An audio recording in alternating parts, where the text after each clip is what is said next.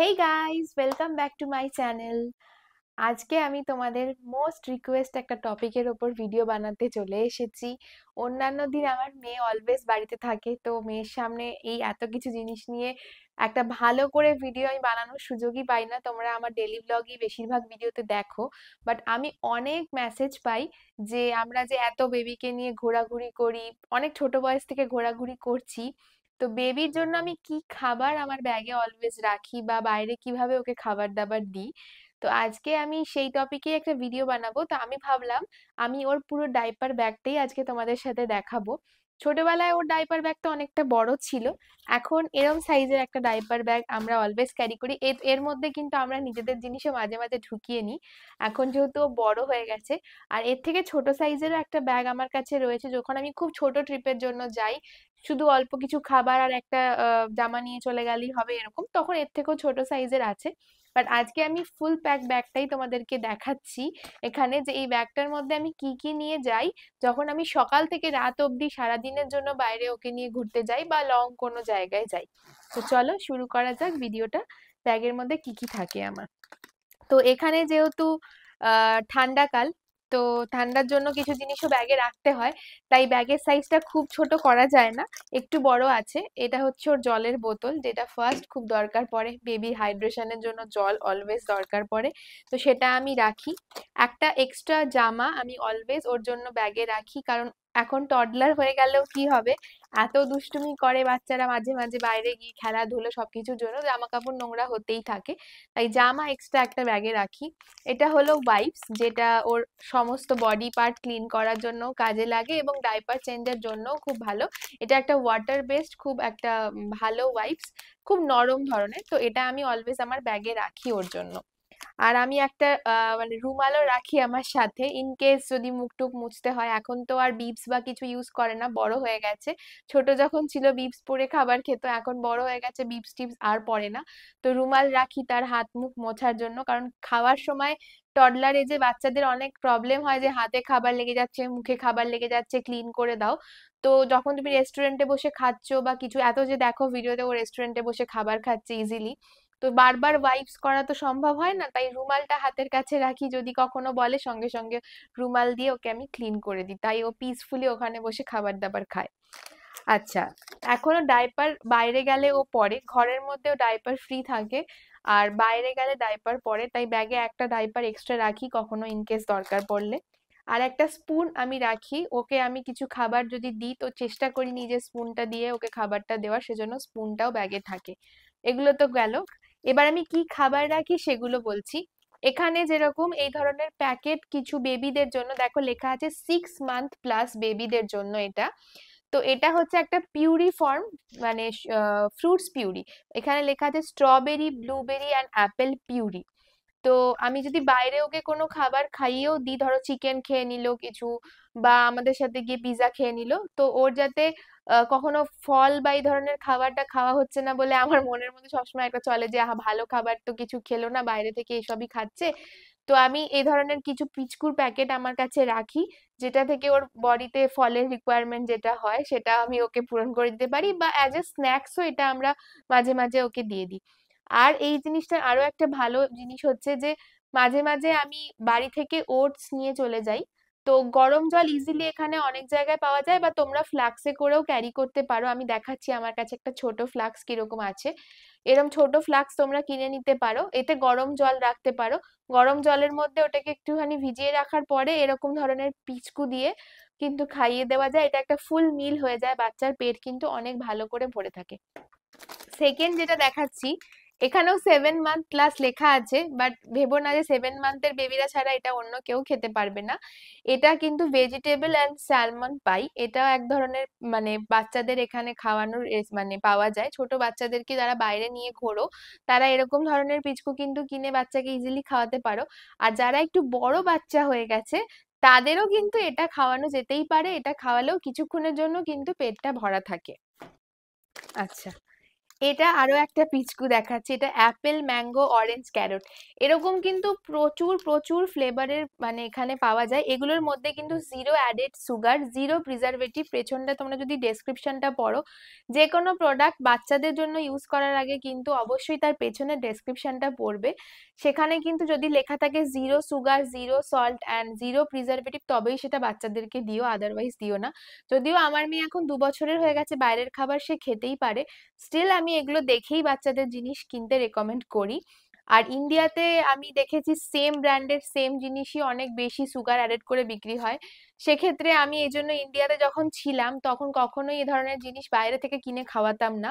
আমি ডাইরেক্ট মানে ফল ব্যাগের মধ্যে রাখতাম এবং একটা গ্রেটার রাখতাম, গ্রেটার দিয়ে গ্রেট করেই আমি আমার মেয়েকে ওটসের সাথে মিক্স করে সেটা খাওয়াতাম। এটা একটু কঠিন হয়, বাট প্লিজ আমি বলবো যখন কোনো খাবারে সুগার অ্যাডেড রয়েছে, যদি সেই বাচ্চা 1 বছরের নিচে হয়, সল্ট অ্যান্ড সুগার অ্যাডেড জিনিস বাচ্চাকে না দেওয়া, যতটা পারবে ততটা না দেওয়া, মানে ওটা যদি না দিতে পারো তাহলে ভীষণ ভীষণ ভালো। আচ্ছা, এই যে ছোট্ট একটা ফ্লাক্স তোমাদেরকে বললাম, সরি, এই ফ্লাক্সটা দেখো আমি এরকম ব্যাগের মধ্যে রাখি, যেহেতু আমার মেয়ে এখন মানে কাউ মিল্ক খায়, তো মাঝে মাঝে আমি এর মধ্যে করে কাউ মিল্ক ওর জন্য বাড়ি থেকে নিয়ে যাই।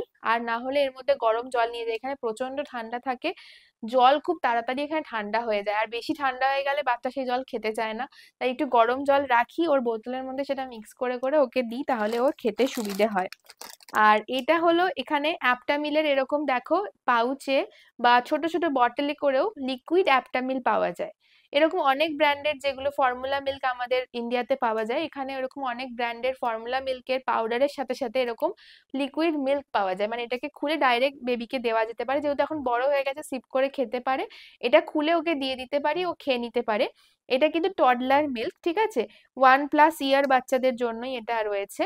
ছোট বাচ্চাদের জন্য পাওয়া যায়, ইজিলি বোতলে ঢেলেও তোমরা খাওয়াতে পারো বা এভাবেও ডিরেক্ট দিতে পারো। আমার মেয়েকে আমি এভাবে ডিরেক্ট দিয়ে দিই, বা এরকম ছোট প্লাস্টিক বটলের কন্টেনারও পাওয়া যায়, সেটা এখন আমার কাছে নেই, থাকলে দেখাতাম।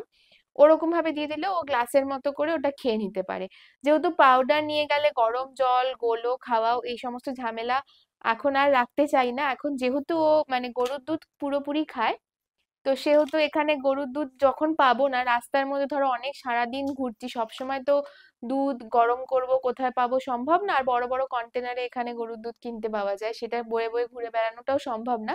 তাই হাতের কাছে এরকম রাখি, যখন বাইরে যাই তখনই একমাত্র কিন্তু এটা ওকে দিই, ঘরে কিন্তু একদমই দিই না, ঘরেও গরুর দুধই খায়।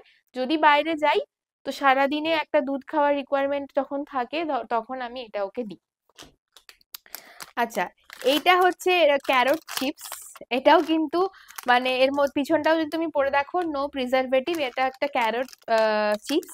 এগুলো কিন্তু এরকম বড় বড় প্যাকেটে পাওয়া যায়, এরকম বড় প্যাকেটে 2, 3, 4টে করে ভেতরে এরকম ছোট ছোট পাউচ থাকে, তুমি এক একটা বার করে যখন যখন ঘুরতে যাচ্ছ নিয়ে যেতে পারো। বাচ্চাকে তুমি যখন স্ট্রলারে বসে আছে বা ট্রেনে ট্রাভেল করছে, কিছু খেতে ইচ্ছে করছে, কিছু কিনে দেওয়ার থেকে এরকম জিনিস খুলে ওকে দিতে পারো, ও সেটা কিন্তু ইজিলি খুব ভালোবেসে খাবে। সো এরকম আমার কাছে দেখো 2টো প্যাকেট রয়েছে, এগুলো 9 মান্থ প্লাস বেবিদের থেকেই দিতে পারো তোমরা।